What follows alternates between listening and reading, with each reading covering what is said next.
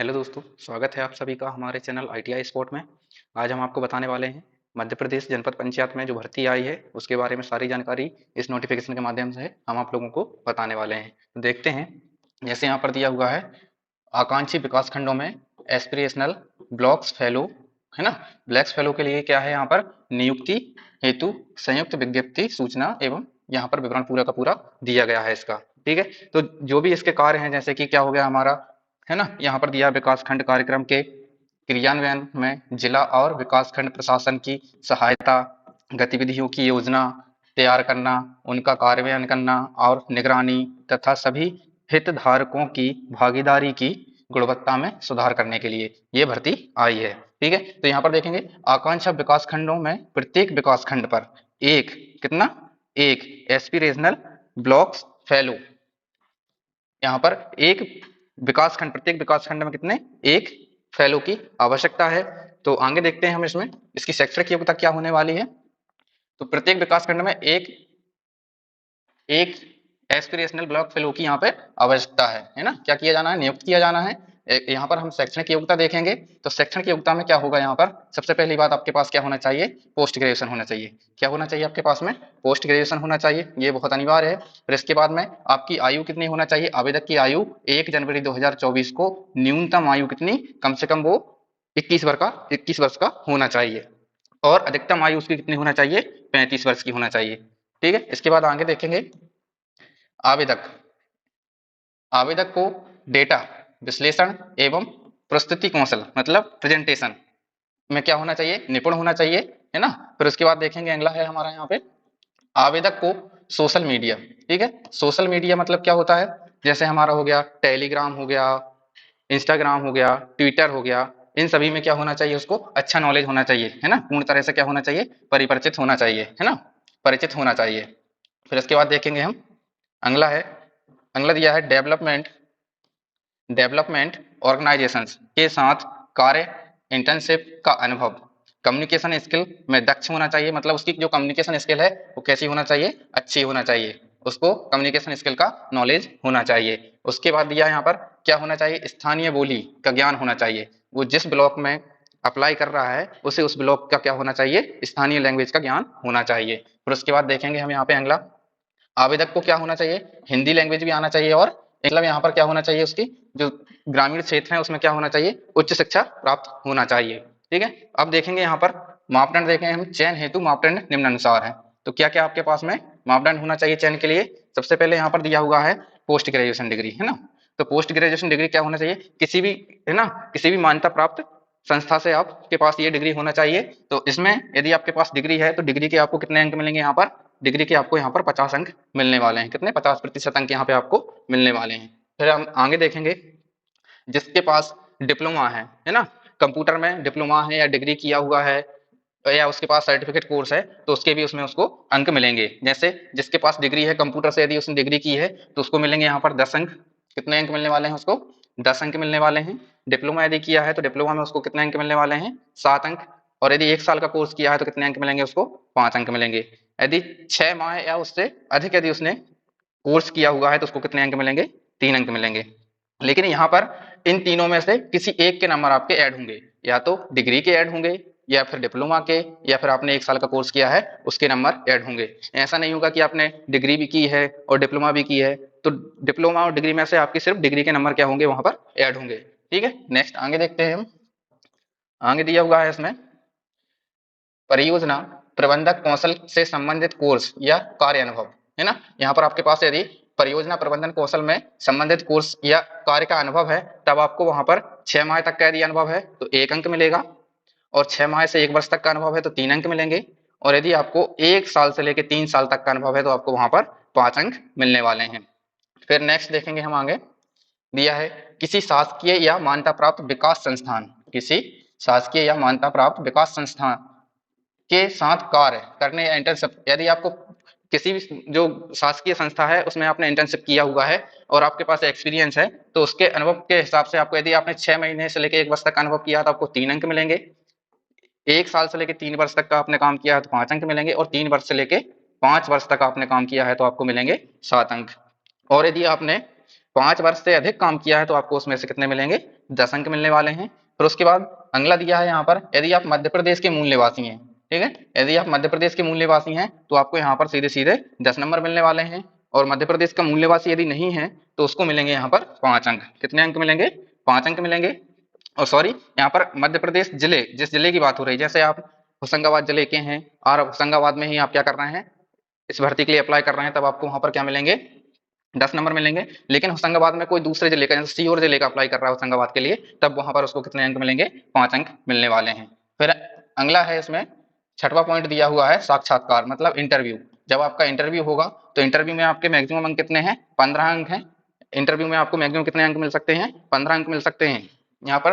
तो टोटल यहाँ पर टोटल कितना बन रहा है, यहाँ पर हमारा बन रहा है 150, सॉरी 100 नंबर यहाँ पर हमारा टोटल बन रहा है। तो 100 नंबर के आधार पे ही आपका सिलेक्शन होगा। जिसका अच्छा नंबर रहेगा उसको यहाँ पर वैकेंसी के माध्यम से आपको ज्वाइन कर लिया जाएगा। देखते हैं आगे चयन प्रक्रिया क्या रहेगी इसमें। तो चयन प्रक्रिया में दिया है यहाँ पर, आवेदन पत्र एप्लीकेशन फॉर्म संलग्न प्रारूप में प्रस्तुत करना अनिवार्य है, ठीक है। तो आपको क्या करना है, संलग्न करना है एप्लीकेशन के साथ में, आप जो भी आपकी क्वालिफिकेशन है, एजुकेशन क्वालिफिकेशन, जो भी आपके पास एक्सपीरियंस है, वो आपको क्या करना है, संलग्न करना है। आवेदन पत्र दिनांक 15/1/24 से संबंधित कलेक्टर की ईमेल आईडी से प्रेषित किए जा सकते हैं। मतलब जो जिस जिले में भर्ती के लिए अप्लाई करना चाहता है वो उस कलेक्टर को क्या करेंगे, उनकी जीमेल आईडी रहेगी, उस पर वो उनको एप्लीकेशन फॉर्म आवेदन करेंगे। अब आवेदन प्राप्त होने की अंतिम तिथि, आखिरी तिथि आपकी क्या रहेगी यहाँ पर, 29/1/2024 होने वाली है। शुरू कब से है ये, 15 तारीख से आपकी शुरू हो गई है, 15 तारीख से आप इसमें आवेदन कर सकते हैं। और इसकी लास्ट तिथि क्या हो जाएगी हमारी, 29/1/2024 हमारी लास्ट तिथि हो जाएगी, ठीक है। नियत समय अवधि के उपरांत प्राप्त होने वाले आवेदन पत्रों पर कोई विचार नहीं किया जाएगा, ठीक है। यदि आप इसके बाद में क्या है, यदि अप्लाई करते हैं तो उन पे कोई भी आपका विचार, मतलब उस पर कोई भी विचार नहीं किया जाएगा, आपका रिजेक्ट कर दिया जाएगा। फिर इसके बाद देखते हैं तीसरा पॉइंट क्या दिया है, जिले द्वारा चयन हेतु, जिले द्वारा चयन हेतु मापदंड की तालिका में अनुक्रमांक 1 से 5 में नियत मापदंड के अनुसार वीरता सूची तैयार की जाएगी, है ना। एक सूची तैयार की जाएगी जिसमें जिसके साथ जब सबसे ज्यादा अंक रहेंगे वो पहले रहेगा, फिर उसके बाद, फिर उसके बाद, फिर उसके बाद, है ना। इस प्रकार से यहाँ पर सूची जारी होगी। अब यहाँ पर दिया है वीरता के अनुसार, वीरता के आधार पर प्रथम 10 अभ्यर्थियों, कितने, 10 अभ्यर्थियों को साक्षात्कार हेतु आमंत्रित किया जाएगा। कितने लोगों को, प्रथम 10 लोगों को यहाँ पर इंटरव्यू के लिए बुलाया जाएगा। नेक्स्ट देखते हैं, अर्हता हेतु मापदंड अनुसार चुने हुए शॉर्ट लिस्टेड आवेदकों को संबंधित जिला कलेक्टर कार्यालय द्वारा साक्षात्कार हेतु कम से कम 7 दिवस पूर्व सूचना प्रदान की जाएगी, ठीक है। तो जिन जिन को भी बुलाया जाएगा तो कलेक्टर साहब के माध्यम से, कलेक्टर कार्यालय से उनको 7 दिन पहले पूर्व सूचना मिल जाएगी कि आपका इंटरव्यू कब होने वाला है। तो देखते हैं आगे और क्या दिया है इसमें। इसमें दिया है, यदि आवेदक एक से अधिक जिलों में साक्षात्कार हेतु पात्रता हासिल कर सकता है ना। आवेदक एक से अधिक जिलों में, है ना, जो भी आवेदक है वो एक से अधिक जिलों में क्या कर सकता है, यहाँ पर साक्षात्कार हेतु पात्रता हासिल कर सकता है। तथा साक्षात्कार तिथि, साक्षात्कार मतलब इंटरव्यू तिथि समान होती है तो संबंधित के साक्षात्कार हेतु नियत तिथि में कोई भी परिवर्तन नहीं किया जाएगा। इसका मतलब ये है कि यदि आपने 2 या 3 जिलों के लिए वैकेंसी अप्लाई की है और तीनों में आपका नाम आ जाता है और इंटरव्यू की डेट एक ही रहती है, तो आपको किसी एक जगह पे जाने को मिलेगा। ऐसा नहीं है कि आप तीनों जगह जा सकते हैं, ठीक है। यदि अलग अलग डेट रहती है फिर तो कोई बात नहीं है, लेकिन एक ही डेट रहेगी तो आप किसी एक जगह पे जा पाएंगे, आपके कोई भी परिवर्तन उसमें नहीं होने वाला है। फिर साक्षात्कार सहित चयन मापदंड के अनुसार अभ्यर्थियों के प्राप्त अंकों के आधार पर अंतिम वीरता सूची, प्रतीक्षा सूची तैयार की जाएगी, है ना। तो इसमें जो भी सिलेक्टेड होंगे उनकी सूची जारी होगी और जो वेटिंग में होंगे उनकी सूची भी यहाँ पे जारी की जाएगी, ठीक है। इसके बाद नेक्स्ट देखेंगे हम अगला पॉइंट। ये जो नियुक्ति है वो पूर्णतः कैसी होगी, अस्थायी होगी तथा नियुक्ति से कितने, 1 वर्ष के लिए होगी। कितने वर्ष के लिए होगी, 1 वर्ष के लिए होगी। जिले की आवश्यकता तथा संबंधित का कार्य संतोषजनक पाए जाने पर इस अवधि को अधिकतम 1 वर्ष तक बढ़ाया जा सकेगा। इसका मतलब ये 1 वर्ष के लिए होगी और यदि आपका कार्य संतोषजनक पाया जाता है, आप अच्छे से काम करते हैं, तो इसको 1 साल के लिए और बढ़ाया जा सकता है। ये यहाँ पर पॉइंट दिया हुआ है। फिर आगे अगला 9वां पॉइंट दिया है, आवेदक जिस विकास खंड हेतु आवेदन करना चाहता है उस विकास खंड से संबंधित जिले के कलेक्टर को संलग्न सूची अनुसार ईमेल पते पर अपना आवेदन प्रेषित करना होगा, है ना। तो इसमें क्या है, जो भी आवेदन करना चाहता है वो संबंधित जिले के कलेक्टर की ईमेल आईडी पे क्या करेंगे, यहाँ पर आवेदन अपना प्रस्तुत करेंगे।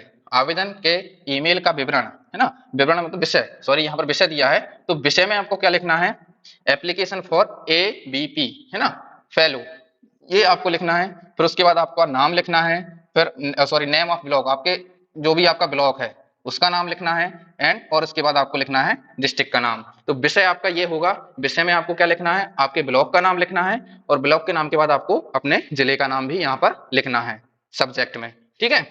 फिर इसके बाद आगे देखते हैं क्या करना है इसमें।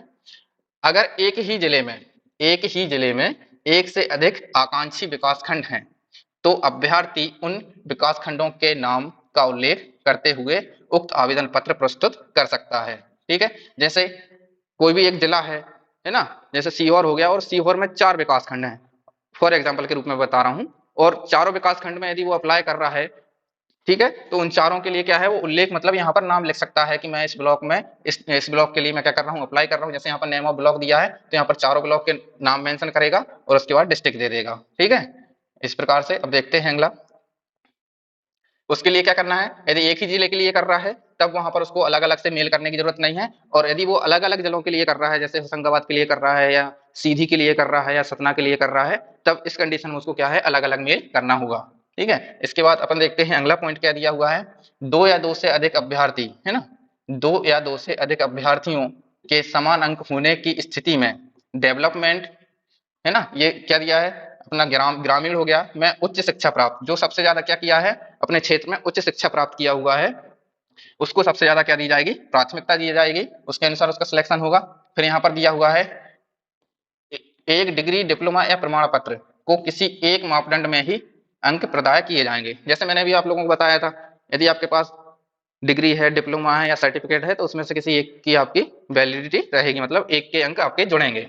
फिर उसके बाद अगला देखते हैं 13वां पॉइंट क्या दिया है, एबीपी फेलो नियुक्ति हेतु विकासखंड की सूची, लिस्ट ऑफ ब्लॉक एवं आवेदन एप्लीकेशंस प्रस्तुत करने हेतु ईमेल आईडी निम्न अनुसार हैं, ठीक है। तो यहाँ पर ये ईमेल आईडियां दी हुई हैं, रिलेटेड कलेक्टेड जो कलेक्टर हैं, जहां जहां के ब्लॉक डिस्ट्रिक्ट के कलेक्टर हैं उनकी आईडी यहाँ पर दी हुई है। जैसे यहाँ पर दिया हुआ है, ये अलीराजपुर में, अलीराजपुर हो गया, अनूपपुर हो गया, ये डिस्ट्रिक्ट के नाम यहाँ पर दिए हुए हैं, और ये उनके ब्लॉक दिए हैं जहां जहां पर वैकेंसी खाली है, और ये दी हुई है वहां की ईमेल आईडी। तो आप एक बार इसका स्क्रीनशॉट ले लीजिए। मैं प्रत्येक डिस्ट्रिक्ट और ब्लॉक का नाम नहीं बोलूंगा यहाँ पर, क्योंकि वीडियो बड़ा हो जाएगा। तो आपने स्क्रीनशॉट ले लिया होगा, आशा करता हूँ। आगे बढ़ते हैं हम। ये यहाँ पर ब्लॉक दिए हुए हैं, डिस्ट्रिक्ट दिए हुए हैं, और यहाँ पर आपको ईमेल आईडी वहाँ की कलेक्टर की मिल जाएगी, तो स्क्रीनशॉट लेते जाइए। नेक्स्ट आगे बढ़ते हैं। ये सारे के सारे यहाँ पर दिए हुए हैं, जैसे शिवपुर हो गया, यहाँ पर शिवपुर में है ना, तो यहाँ पर भी कितने तीन तीन ब्लॉक हैं, अपने 3 ब्लॉक में भर्ती आई है, ये वहाँ की आईडी है। फिर उसके बाद ये यहाँ पर दिया हुआ है उमरिया का, है ना, उमरिया में सिर्फ एक ही ब्लॉक में यहाँ पर भर्ती है, और ये यहाँ की आईडी है। तो अब देखते हैं अपन, आगे बढ़ते हैं। आवेदन करने संबंधी विवरण, है ना। आप आवेदन हम कैसे करेंगे, तो यहाँ पर देखिए सबसे पहले दिया है पद नाम, है ना, पद नाम। तो क्या है हमारा, आकांक्षी block fellow, aspirational blocks fellow, ये हमारा पद का नाम है। पद संख्या, पद संख्या क्या है, उपरोक्त प्रत्येक विकासखंड के लिए एक पद, मतलब एक विकासखंड के लिए हमारे पास कितना पद है, सिर्फ एक पद यहाँ पर होने वाला है। अब यहाँ पर मानदेय की हम बात करेंगे, तो मानदेय हमारा यहाँ पर कितना बनने वाला है, 55,000 मानदेय अपना यहाँ पर बनने वाला है, ठीक है। बहुत ही अच्छी ये वैकेंसी आई है, इसमें आपको 55,000 रुपए मानदेय मिलेगा पर मंथ के हिसाब से, है ना। और यदि आपका कार्य संतोषजनक पाया जाता है तो आपका जो टाइम है उसको भी क्या है, बढ़ा दिया जा सकता है, ठीक है। आगे देखते हैं हम। आवेदन जमा करने हेतु email ID application to we email at, है ना। उक्त तालिका के अनुसार ईमेल आईडी संबंधित जिले के कलेक्टर को क्या करना है, संबोधित करना है, मतलब आपको मेल करना है। ये इसके बाद अपन आगे देखते हैं, आगे क्या दिया हुआ नोटिफिकेशन में। ये अभी मैं आप लोगों को बता ही दिया हूँ। सबसे पहले आपको क्या है, ब्लॉक का नाम लिखना है सब्जेक्ट में, फिर उसके बाद डिस्ट्रिक्ट का नाम लिखना है, और जो भी डॉक्यूमेंट्स आपके हैं उनको क्या करना है, स्कैन करना है, स्कैन करके एक पीडीएफ बना लेना है, और पीडीएफ बनाने के बाद सारे डॉक्यूमेंट की उसको ईमेल में अटैच कर देना है और अपने कलेक्टर साहब को सेंड कर देना है। इसके बाद देखते हैं इनकी शर्तें क्या-क्या हैं। देखो जैसे यहाँ पर लिखा हुआ है, आंक सूची, प्रमाण पत्र आदि, है ना, ये सभी चीजें आप लोगों को एक पीडीएफ बनाकर ही क्या करना है, सेंड करना है, और समय अवधि के अंदर ही आपको ये सब चीजें करना है। ऐसा ना हो कि समय निकल जाए उसके बाद आप सेंड करोगे तो वो आपका मान्य नहीं होगा। अब शर्तों पे अपन देख लेते हैं, शर्तें क्या है। उक्त पद पर नीति आयोग भारत सरकार द्वारा निर्धारित रुपए 55,000 रुपए प्रति माह है ना, के अतिरिक्त अन्य किसी प्रकार का भत्ता दे नहीं होगा। मतलब यहाँ पर आपको 55,000 रुपए ही मिलने वाला है, इसके अलावा आपको किसी प्रकार का कोई भत्ता नहीं मिलने वाला है। फिर नेक्स्ट देखते हैं हम यहाँ पर, साक्षात्कार के समय उम्मीदवारों को अपना मूल शैक्षणिक एवं अन्य दस्तावेज जिला कलेक्टर कार्यालय द्वारा मांगे जाने पर प्रस्तुत करने होंगे। इसका मतलब है आपने जो जो भी डॉक्यूमेंट लगाए हैं वो डॉक्यूमेंट आप लोगों को लेकर जाने हैं। यदि उनको लगता है वो मांग लेंगे आपसे तो आपको वो दिखाने होंगे कलेक्टर साहब को, है ना। चलिए आगे बढ़ते हैं। अपना अगला तीसरा पॉइंट क्या दिया है, नीति आयोग।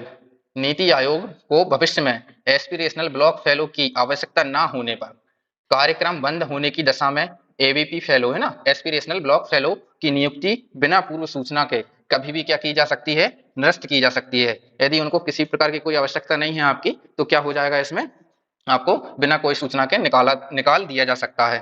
ठीक है, इसके बाद अपन आगे देखेंगे। अगला पॉइंट दिया है यहाँ पर एबीपी फॉलो, है ना, एबीपी फेलो नियुक्ति हेतु चयन प्रक्रिया का संपूर्ण दायित्व संबंधित जिले का है तथा चयन प्रक्रिया संबंधी कलेक्टर के मार्गदर्शन में ही संपादित की जाएगी, है ना। मतलब जो भी प्रक्रिया होने वाली है वो सब किसके मार्गदर्शन में होने वाली है, कलेक्टर महोदय जी के मार्गदर्शन में होने वाली है। इसके बाद अपन देखते हैं अगला पॉइंट क्या है। तो अगला पॉइंट यहाँ पर दिया हुआ है अपना नियुक्ति की प्रक्रिया। तो नियुक्ति की प्रक्रिया के दौरान होने वाले किसी भी विवाद एवं समस्या का अंतिम निर्णय लेने का अधिकार संबंधित जिले के कलेक्टर को होगा, है ना।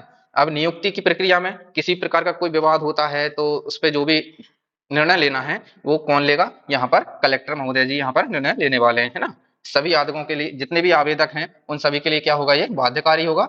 और छठवा पॉइंट दिया है, संबंधित जिलों के अनुरोध पर एबीपी फेलो नियुक्ति हेतु यह संयुक्त विज्ञप्ति राज्य स्तर से जारी की जा रही है। ठीक है, तो ये जो सूची है वो विज्ञप्ति नियुक्ति सूची है, ये कहाँ से जारी की जा रही है, राज्य स्तर से जारी की जा रही है। और ये बहुत अच्छी वैकेंसी है।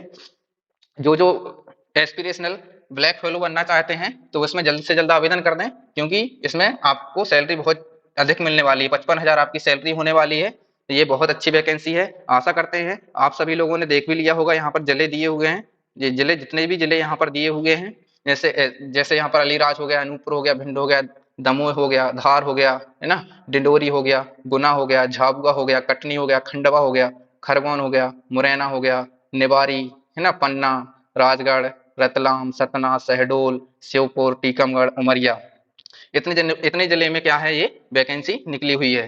तो जल्द से जल्द आप इसमें आवेदन करें, है ना, समय ना गवाएं। जिसके पास एक्सपीरियंस है वो एक्सपीरियंस लगाएं, जिसके पास सर्टिफिकेट है सर्टिफिकेट लगाएं।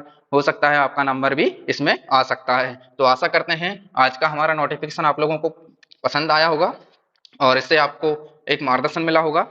तो मिलते हैं हम नेक्स्ट वीडियो में अगले नोटिफिकेशन को लेकर। और यदि आपको हमारा सेशन अच्छा लगा है तो लाइक शेयर एंड सब्सक्राइब जरूर करें। धन्यवाद। मिलते हैं नेक्स्ट वीडियो में।